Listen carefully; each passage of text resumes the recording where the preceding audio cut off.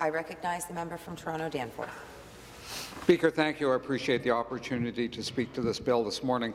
As people are well aware, we're debating a bill that will impose penalties for those who block access to an electric vehicle charging station. The bill is brought forward by the MPP for Guelph and the MPP for Whitby. The House Leader just remarked that this was a very small step forward, and that shows admirable modesty, and this government has much to be modest about when it comes to dealing with the climate crisis. Because, in fact, although this step is not a negative step, it's a positive step, it has to be understood in the context of a wide-ranging suite of activities that undermine the response to the climate crisis. And if one doesn't understand that, one doesn't understand how extraordinarily modest this step is. Positive, I'm going to vote for it. I think it should go forward. But it deeply, deeply underscores the backwards nature of this government's action on the climate. Speaker, this government, I think, can be reasonably characterized as one that is aggressive in its actions against climate action, one that is consistently trying to undermine the activity that's going to be necessary to preserve our society, to protect our property and our lives in the decades to come.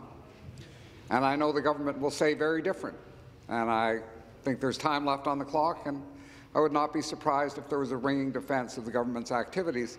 But, Speaker, if you say you oppose children smoking and you stuff cigarettes in their mouth and you set fire to those cigarettes, then it may be that no matter what your words are, you support children smoking. If you support advertising for vaping products, something this government has done, and recently the really obvious health effects have forced some change of thought, if you support the expansion of sale of vaping products, which this government has and may be forced to rethink, then saying that you're against children being exposed to nicotine holds no water, because your actions are radically different from your words. And that, Speaker, is the situation we find ourselves in this province. This, Speaker, is almost literally the least the government could do. Now, they might do less. I don't know how. They'd have to be creative. They'd have to think about it. But it is almost literally the least they could do.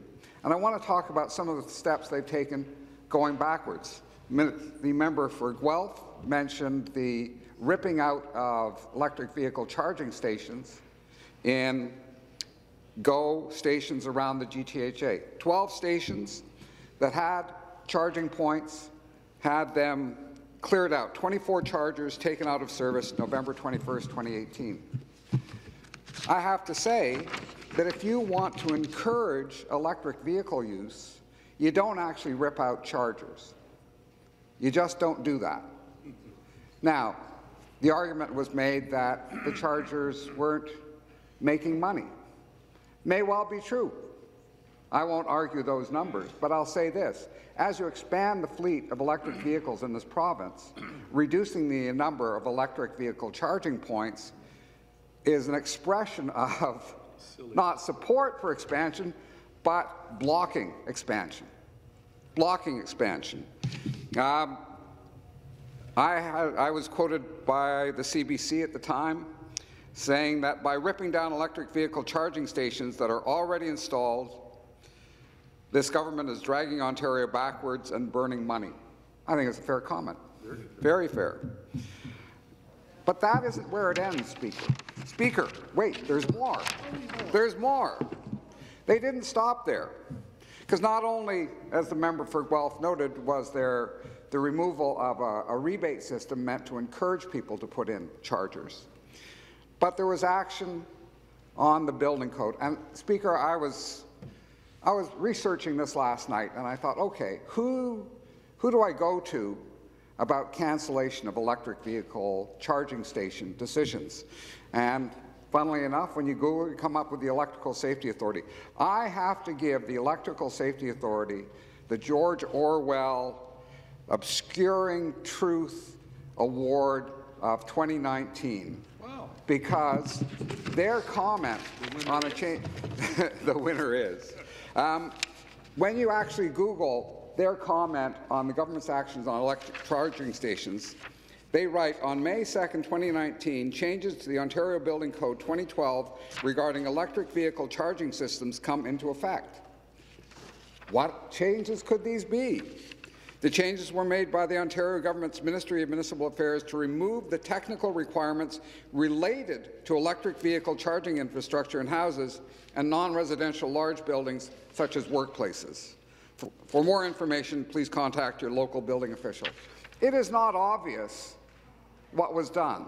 What was obvious was actually set out by the law firm Stikeman Elliott in their report, which simply said government cancelling the provision of electric vehicle charging in new houses.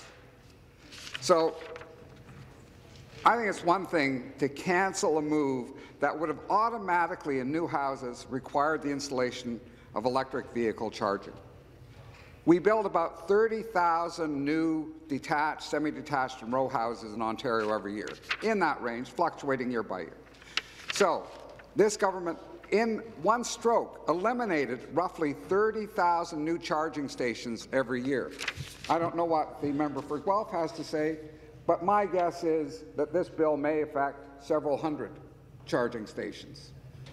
Maybe I'll go crazy and say it was 1,000. 30 times more charging stations were eliminated by the government's action. 30,000 per year. Per year. Over 10 years, you're talking a very substantial number of charging stations that would have been in place. The previous government did have a $1,000 rebate for retrofitting those electric charging stations on existing homes. So it's pretty pricey to go back and do it afterwards, whereas when you're actually putting a house up, just running some cable from the breaker box to the back of the house, to the side of the house, to the garage, would be pretty cheap. If you want to expand the infrastructure for electric vehicles and actually take on the climate crisis, which is threatening our way of life, you know, you could have left it in place. But that isn't what happened. Ones that were in existence and GO stations got ripped out, and ones, tens of thousands that would have been put in place, were blocked. That is a summary of actions of a government that is going backwards on the climate crisis, putting our way of life in peril. And so this motion, this bill, which I agree is positive, I'm going to vote for it, is the lightest tinge of greenwash on this government, which has no interest in taking on this issue. In fact, has a negative interest, wants to go backward on this issue. And Speaker, I just want to illustrate a little further by going to the report of the Auditor General on the activities of this government with regard to its climate plan, because, Speaker, it's illustrative of where this government is going, contrary to what this bill has to say. When I first read the auditor's report, and I'll be honest, I was under time pressure and I just read her quick summary. But if you get the chance, because it's actually pretty well written, shockingly for a government report, you should actually read the detail about the elements in the government's climate plan. And I just want to note a few. There was a piece in the government's climate plan about emissions reductions from compressed natural gas.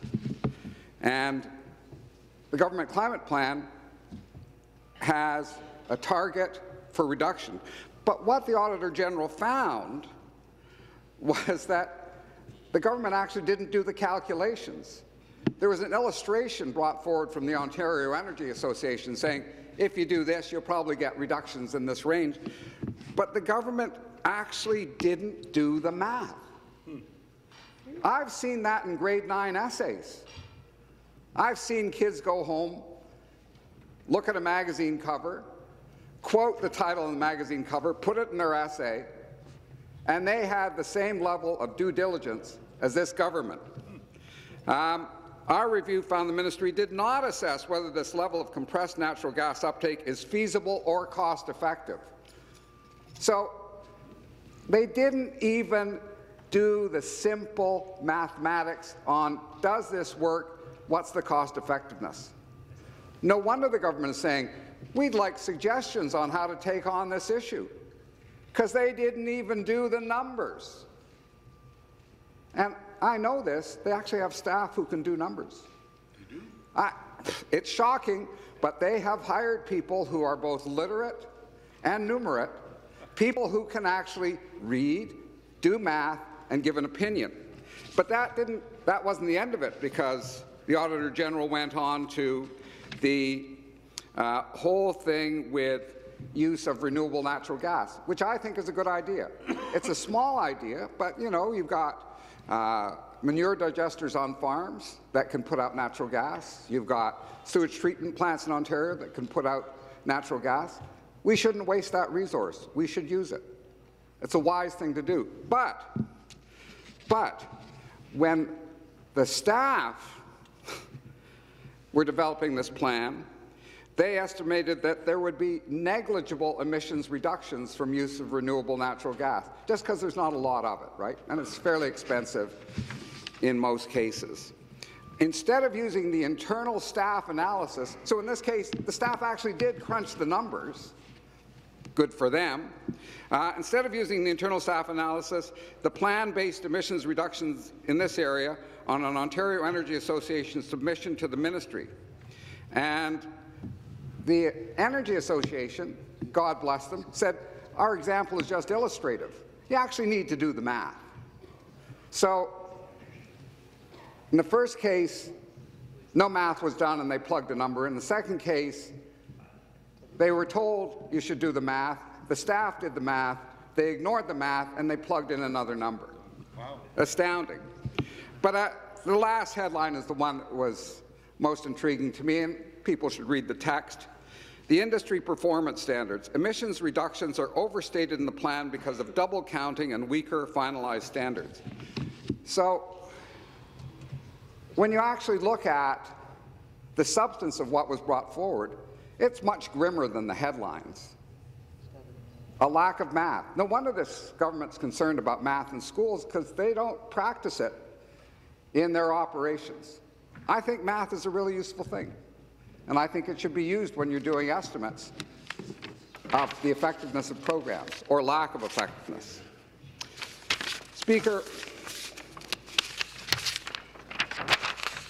I think I've established that we have a situation here where the climate crisis is like a cancer on our society. The potential for profound damage is clear. And we're talking about a minor sprain and addressing a minor sprain. Well, you should address a minor sprain.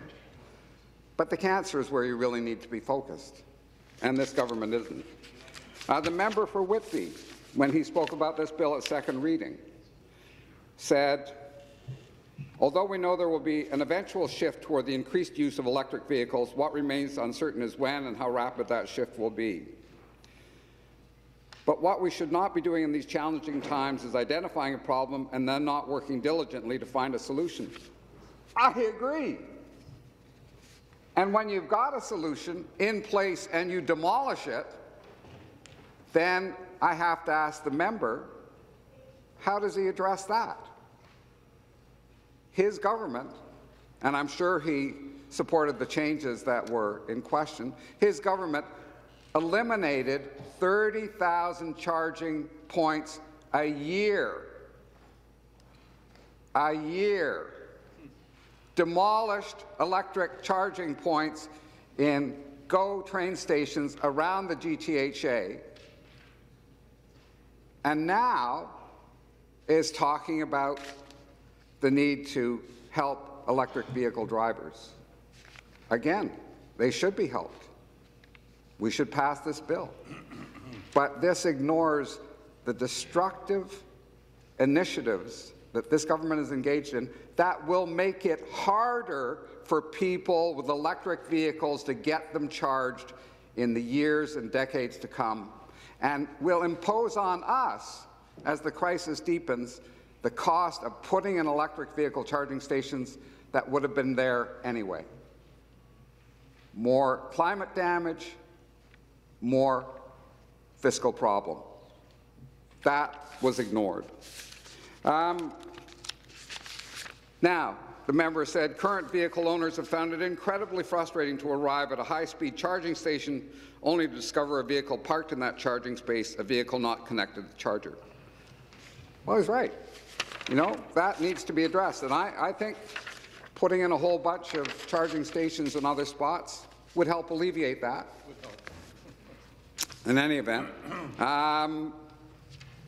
the member noted that charging facilities are essential components to an expanding electric vehicle industry, which is why maintaining under the Ontario Building Code the requirement for electric charging stations made sense, and the elimination from the Building Code is directly contrary to the measures and targets that this member wants to see go forward. The member notes the more barriers we can remove to charging, the more attractive the purchase of an electric vehicle or hybrid will become. Absolutely true. And I wish he would have a talk with the Premier and the Minister of Municipal Affairs about the need to change course again, revise the Ontario Building Code, and actually expand the number of charging stations in Ontario. Charging stations available to people who want to actually pitch in and help deal with the crisis that we're facing. I don't see that before us. The member for Guelph makes similar arguments, or made similar arguments in second reading. I will say to the member, I understand what drives you to take action on this. I just also want to say to you that sometimes there are partners that you extend a hand out to who will take your hand. Be careful. Count those digits after you finish shaking. That's all I can say. My colleague from Kingston spoke to this motion. He's an EV driver as well, and he talked about the frustration of pulling into a station, needing to charge, because Kingston to Toronto, that's a long enough drive. You're going to have to charge. Actually, you know, you probably make it in one charge. Yeah, but summertime they go both ways. Yeah. But that being the case, occasionally you're going to have a charge, and the frustration of pulling in and not being able to charge, I understand. It's pretty profound. He also noted the ripping out of the EV charging stations in GO train stations. Some days I am left speechless. The member for Mississauga Centre, who spoke well on this issue, and I have no doubt of her actual concern for the issue, quotes or says, electric cars and plug-in hybrids are becoming an increasingly common sight in Ontario with their shining green parking signs that state electric vehicle parking only, and there's a reason for that. The introduction of electric vehicles and plug-in hybrids to Ontario's automotive market was a positive step. I agree. As these vehicles are part of the solution to addressing climate change. I agree. Her government voted to block the vast expansion of electric vehicle charging stations, something that they could have done with no cost to the public purse. I often hear, we need to do things so that we're reducing government expenditure. Well, there was no government expenditure in having new houses equipped with electric vehicle charging facilities. No extra expense for government. Much cheaper than going back 5 years from now and putting them in.